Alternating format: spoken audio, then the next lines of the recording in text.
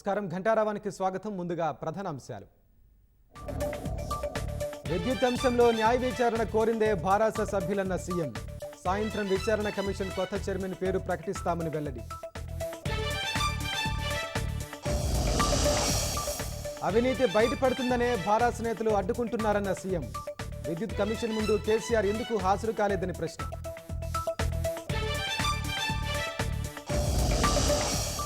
గత ప్రభుత్వంపై కాంగ్రెస్ తప్పుడు ఆరోపణలు చేస్తోందన్న జగదీశ్వర్ రెడ్డి. భారాస పాలనలో స్థాపిత విద్యుత్ సామర్థ్యం పెరిగిందని వ్యాఖ్య.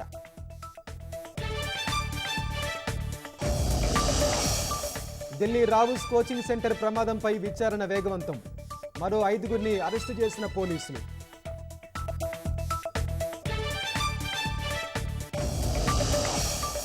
గూగుల్పై ఎలాన్ మస్క్ తీవ్ర ఆరోపణలు. ట్రంప్ను సెర్చ్ ఇంజిన్ నిషేధించిందేమోనని అనుమానం.